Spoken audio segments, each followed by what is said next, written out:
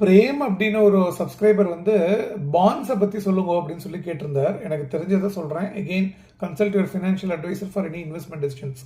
இந்த பாண்ட் அப்படிங்கிற நான் கன்வெர்ட்டிபிள் டெபென்ச்சர்ஸ் இதை வாங்கலாமா?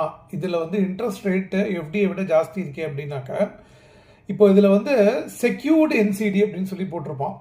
செக்யூர்டு என்சிடினா உடனே எல்லாரும் என்ன சொல்கிறா அப்படின்னாக்கா, அவள் வந்து கொலாட்ரல் வச்சுருக்கான் கம்பெனி, அதனால் நாளைக்கு கம்பெனி வந்து பேங்க்ரப்ட் ஆகிடுது, அதாவது போண்டியா போயிடுச்சுன்னா கூட இந்த கொலாட்ரலை வந்து விற்று நம்ம கொடுத்துருவா, அதனால் வந்து செக்யூர்டில் போய் வாங்கலாம் அப்படின்னு சொல்லி சொல்கிறா. அதில் வந்து ஹாஃப் ட்ரூத் இருந்தாலும், எப்போவுமே ஹாஃப் ட்ரூத் இஸ் டேஞ்சரஸ். அது வந்து ஃபுல்லாக உண்மை கிடையாது. இப்போது ஃபார் எக்ஸாம்பிள் எஸ்ஆர்இஐ அப்படின்னு ஒரு கம்பெனி இருந்தது, கொல்கட்டா பேஸ்டு இன்ஃப்ராஸ்ட்ரக்சர் கம்பெனி. அது போண்டியா போச்சு.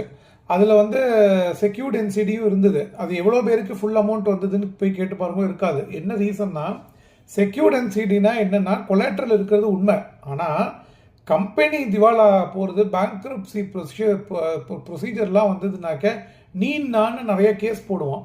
அப்போ வந்து இன்சால்வன்சிலாம் வந்து வருஷக்கணக்காக இழுத்துட்டு போகும். அதில் வந்து இன்ட்ரெஸ்ட் ரேட் வந்து ஆப்பர்ச்சுனிட்டி காஸ்ட் வராது. அதே மாதிரியே வந்து இன்வெஸ்ட்மெண்ட்டில் ப்ரிஃபரன்ஸ் போடுவான். இவாளுக்கு ஃபஸ்ட்டு அஃப்கோர்ஸ் ஷேர் ஹோல்டர்ஸ்க்கு தான் கடைசி.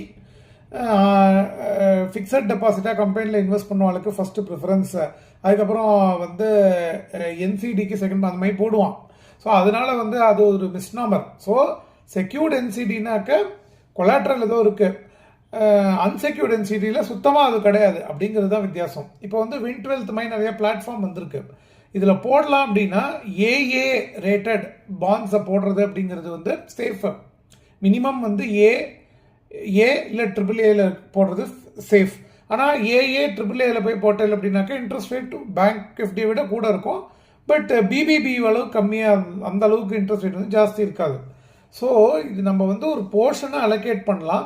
கம்பெனியை பற்றியும் நம்மளுக்கு கொஞ்சம் தெரிஞ்சிருக்கணும். ஃபார் எக்ஸாம்பிள் வந்து ஒரு கம்பெனி எனக்கு பர்சனலானா என்ன, இந்த கம்பெனி ஃபவுண்டர் ஒரு 100 வருஷமாக இருக்குது ஸ்தாபனம், எங்கள் அப்பா சொல்லியிருக்கா, தாத்தா சொல்லியிருக்கா, எனக்கு தெரியும் ஓரளவுக்கு அவளோட பிஸ்னஸ் அப்படின்னா பிபிபியாக இருந்தால் கூட நம்ம அனலைஸ் பண்ணி போடலாம். கண்ணை மூடிட்டு வின்12 தான் வந்திருக்கேன், நான் போய் 1 லட்சம் போடுறேன், 2 லட்சம் போடுறேன் வந்துடுறது. இந்த கிரெட்னு ஒரு ஆப் இருக்குது. அதுக்கப்புறம் வந்து இப்போ இந்த P2P அப்படின்னு சொல்லி ஒரு இது இருக்குது, பர்சன் டு பர்சன் லோன். இது அதெல்லாம் இஷ்டத்துக்கு போய் இன்ட்ரெஸ்ட் வருதுன்னு சொல்லி போட்டாக்க குவாலிட்டி இல்லாமல் நம்ம அதுக்கப்புறம் சஃபர் பண்ணுறதுக்கு நேரிடும். அதனால் என்சிடி வந்து எப்போவுமே ரேட்டிங் முக்கியம். ஏஏ அதுக்கு மேலே இருக்கிற ரேட்டிங். கம்பெனியை பற்றி கொஞ்சமாக நம்மளுக்கு விஷயம் தெரிஞ்சிருக்கணும். அப்போ இறங்கினா இன்ட்ரெஸ்ட் ரேட்டுக்காக கால்குலேட்டட் ரிஸ்க் எடுத்துக்கலாம்.